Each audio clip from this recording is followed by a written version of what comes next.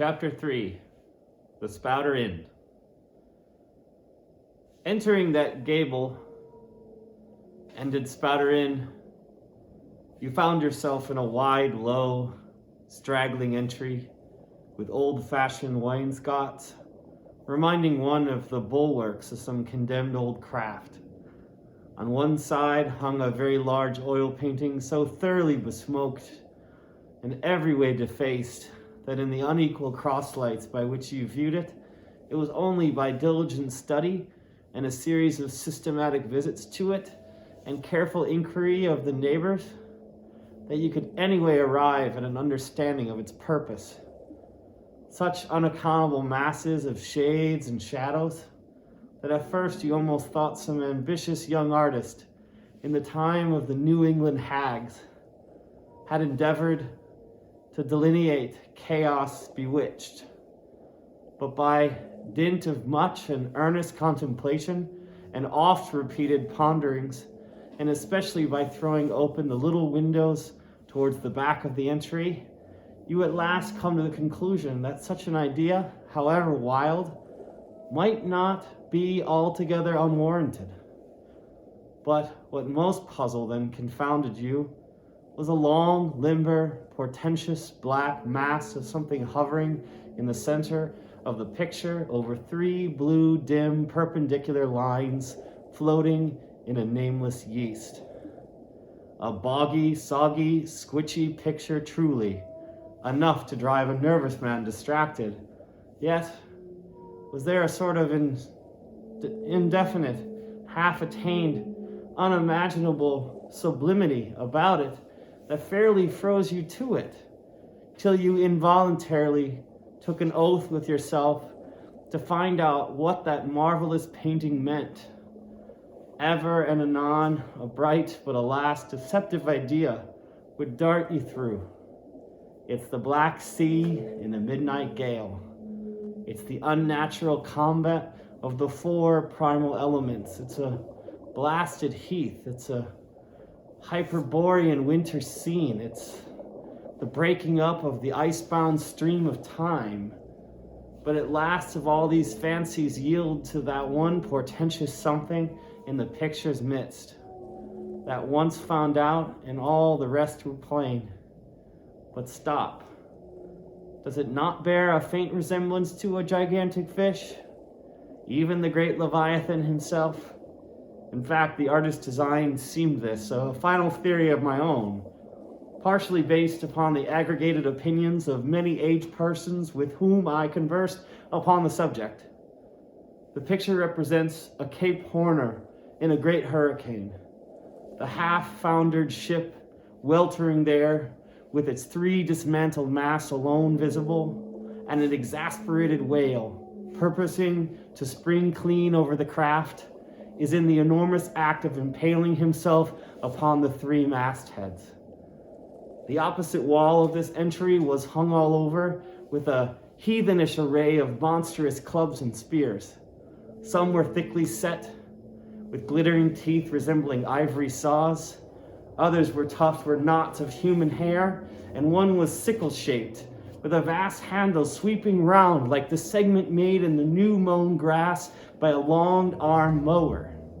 You shuddered as you gazed, and wondered what monstrous cannibal and savage could ever have gone a death harvesting with such a hacking, horrifying implement.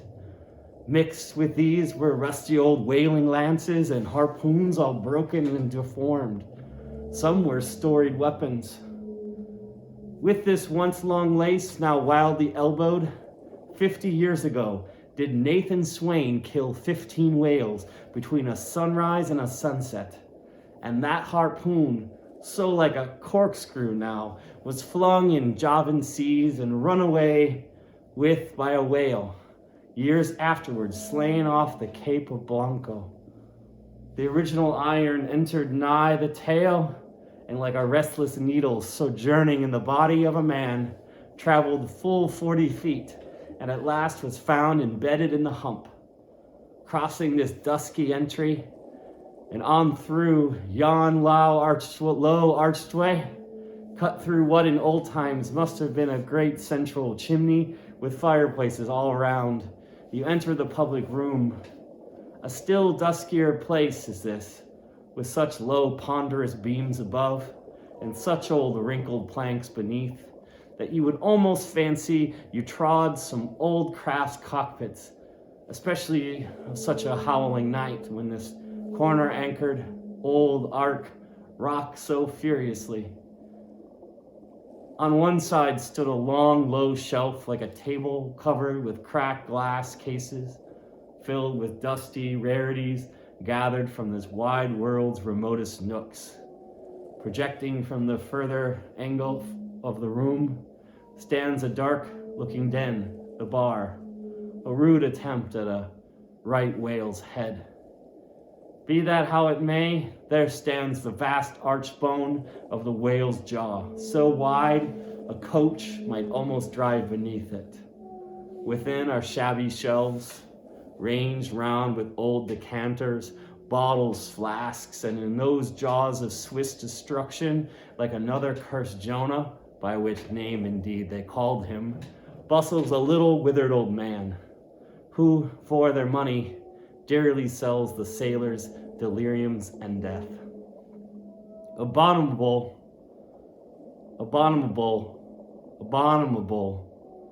are the tumblers into which he pours his poison, though true cylinders without. Within, the villainous green goggling glasses, deceitfully tapered downwards to a cheating bottom. Parallel meridians rudely pecked into the glass surrounded those footpads goblets. Fill to this mark, and your charge is but a penny. To this a penny more, and so on to the full glass, the Cape Horn measure, with which you may gulp down for a shilling. Upon entering the place, I found a number of young seamen gathered about a table, examining by a dim light divers specimens of scrimshander. I sought the landlord, and telling him I desired to be accommodated with a room, received for answer that his house was full, not a bed unoccupied. But avast, he added, tapping his forehead, ye hain't no objection to sharing a harpooner's blanket, have ye? I suppose you are going a whalin', so you'd better get used to that sort of thing. I told him I never liked to sleep two in a bed, that if I should ever do so, it would depend upon who the harpooner might be, and that if he, the landlord, really had no other place for me, and the harpooner was not decidedly objectionable, why, rather than wander further about a strange town on so bitter a night, I would put up with the half of any decent man's blanket.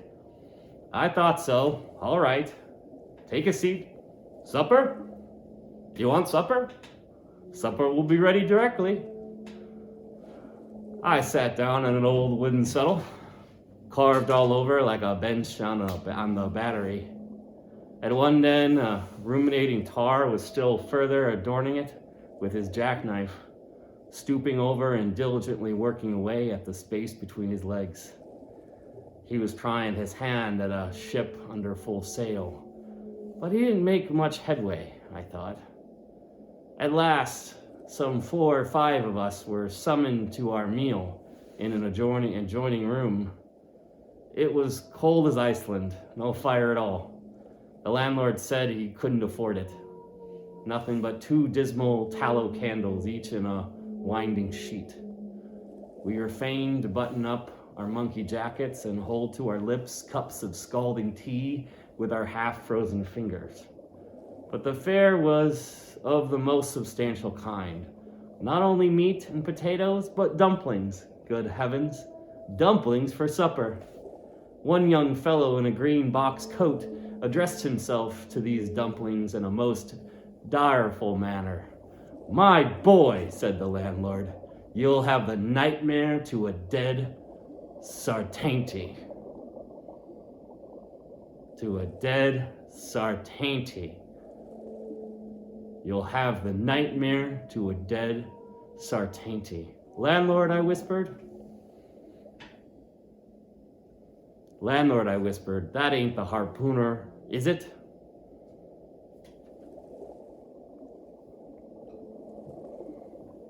Landlord, I whispered, that ain't the harpooner, is it? Oh no, said he, looking a sort of diabolically funny. The harpooner's a dark complexioned chap. He never eats dumplings. He eats nothing but steaks, and he likes 'em rare. The devil he does, says I. Where is that harpooner? Is he here? He'll be here afore long, was the answer. I could not help it, but I began to feel suspicious of this dark complexioned harpooner.